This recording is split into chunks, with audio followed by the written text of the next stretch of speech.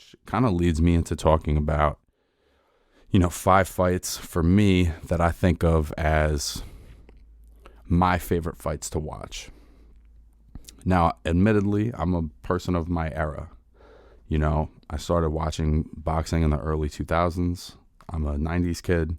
And so as much as I've gone back and I've watched so many old fights, a fucking nerd like me, I've watched hundreds of old fights, from before my time. But you can only be so attached to a fight you're not alive for. So any of these fights that I'm talking about, they're fights that are from my era, which I think of kind of post 2000. And, I'm not saying they're the best fights. I'm not saying there aren't other great fights. But maybe as a fan, if you're looking for 5 really, really good fights to get into, these are 5 fights you could start with. So number 5, I got to go with Emmanuel Augustus and Mickey Ward.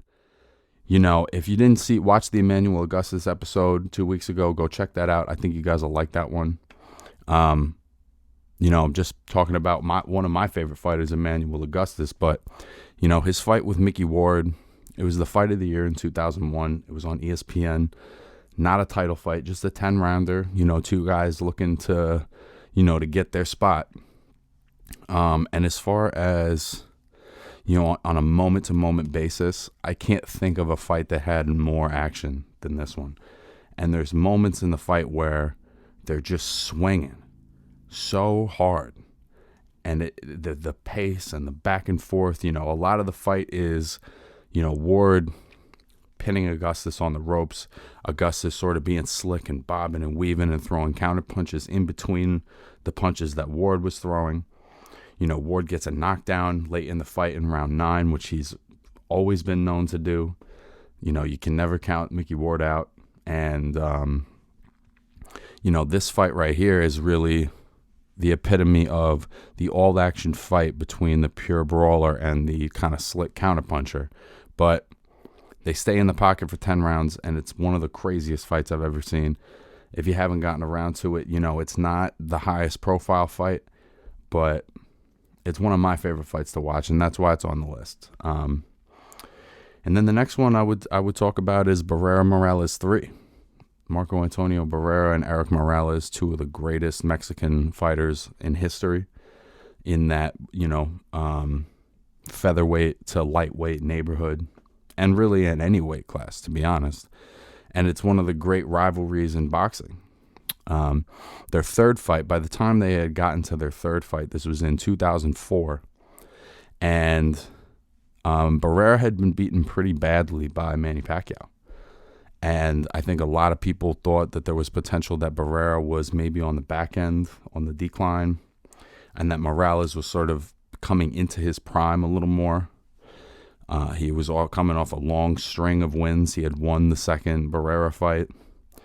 Or no, I have that wrong, actually.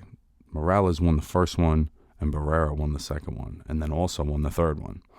Anyways, Morales was coming off a series of very nice wins, and there was some question as to where Barrera was at, and ultimately Barrera's boxing IQ and his will and his jab sort of got him through a fucking brutal fight, which had a combination of Mexican style, very inside fighting, but also extremely, intelligent boxing throughout.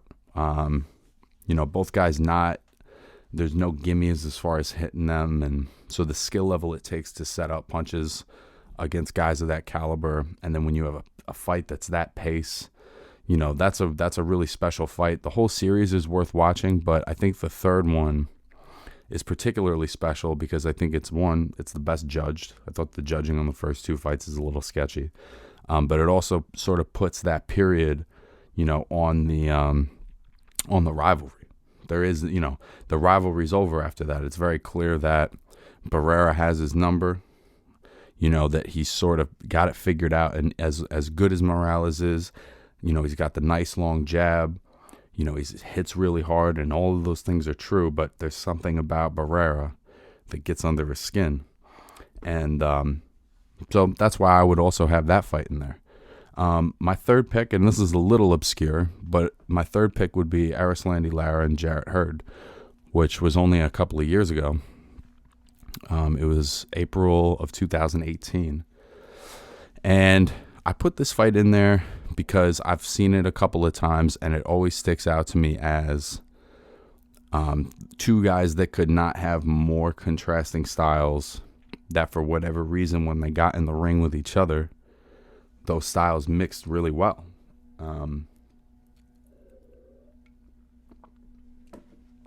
You guys have heard me talk about Erislandy Lara on this show multiple times. Very slick Cuban amateur school, textbook boxer, kind of defense first thinking.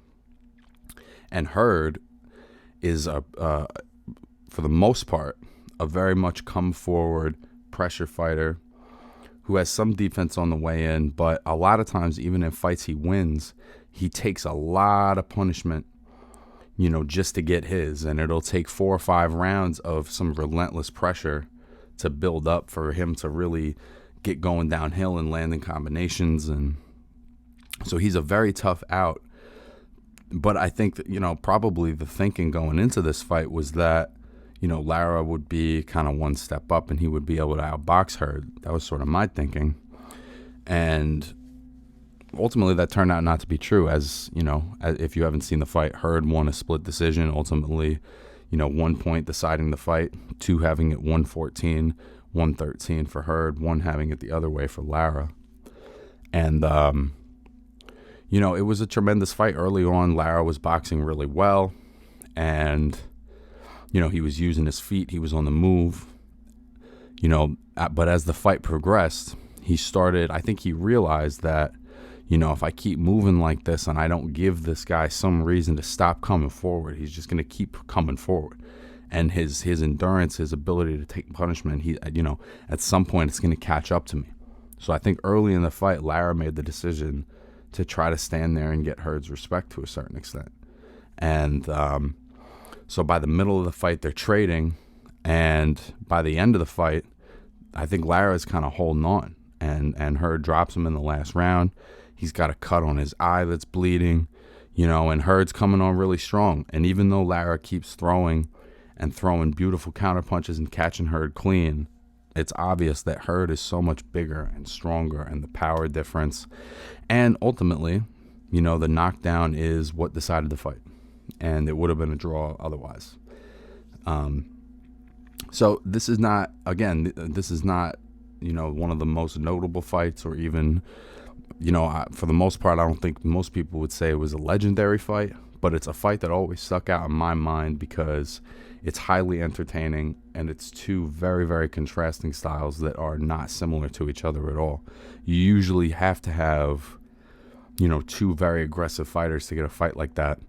But I think Hurd's pressure made it so that Lara had no choice. He had to get some respect. He had to stand there and kind of take it from him. I'm wondering if he would change that approach with another chance. But, ultimately what it wound up being was an extremely entertaining fight. Tremendous to watch. These last 2 are probably a little more predictable. But the second one, I would have to say, is Corrales and Castillo 1. Jose Luis Castillo and Diego Corrales, 2 of the best lightweights of their era for sure. And when these guys fought, there was, I think, some thinking that Castillo was going to be just like kind of one level up. And the fight is completely back and forth, phone booth, toe-to-toe, gloves up high, catch and shoot for 10 rounds. And then in the 10th round, Castillo drops Corrales twice, and he's spitting his mouthpiece out. And Tony Weeks takes a point away, from Corrales for spitting his mouthpiece out. And I remember that moment where Joe Goosen says to him, he's like, look, you got to do something, Diego. You got to put him on his ass. He puts the mouthpiece back in, and Corrales comes out. He's throwing a little something, and then he throws a little something more, and then he throws something real, and you can see that Castillo is hurt, like that he's hurt. And Corrales just sort of walks forward and takes it from him, and he just sort of throws a combination until Castillo's out. Tony Weeks jumps in the middle, and the fight's over. And, to me, this is one of the greatest fights of all time, not just because of the action, but because of the ending. Just like in Zepeda Baranchyk, Castillo really had Corrales out, and it took a special person to have the will to put those combinations together and to clear your head and to, you know what I'm saying? So to me, that's a very, very special fight. And, the rematch was a little less historically significant, but if you haven't seen that Castillo Corrales one fight, that's one you got to go back and watch. And then maybe predictably, my favorite fight to watch of all time is Gotti Ward 1. And, there's a lot of reasons for that. There's the context of the time and whatever, but there's also round 9 of that fight, which I think is one of the most special rounds of boxing you'll ever see, where Mickey drops Gotti with the left hook to the body. Gotti's grimacing, he's in pain, and, he gets up, and Ward pounces right on him, and he's just trying to get that left hook to the body in again. And eventually Arturo kind of gathers himself, starts throwing little combinations back, and before you know it, he's winging hard shots, and he has Mickey Ward pinned on the ropes, and he's just letting him fly. And the rest of the round is, a back and forth. By the end of the round again, Ward almost has Gotti out, and ultimately the 10th round is, another one of the great rounds of all time. That fight was so crazy because obviously they fought 3 times. In this encounter, Arturo came out. I think he really tried to make it a boxing match. And there kept being these occasions where Mickey would hurt him to the body, or he would buzz him, or he would slow him down, and he would just sort of have him cornered. And, every time Arturo would have an answer for it, but ultimately Mickey won the decision. They would go on and fight 2 more times, but, I think the legacy of that series, it's not defined by the first fight, but the first fight is definitely the most captivating of 3 incredible fights, because the second one's kind of one-sided for Gotti. The third one is tremendous also. Gotti breaks his hand, gets dropped in the 5th round, and ultimately, going down the stretch, it's pretty obvious that he's on a different level from Ward. So that first fight is really Mickey at his best, and I think he brings the best out of Arturo, and ultimately they brought the best out of each other, which is what great fighters do in great fights. They bring the best out of each other, and ultimately we're the ones that get rewarded for it. So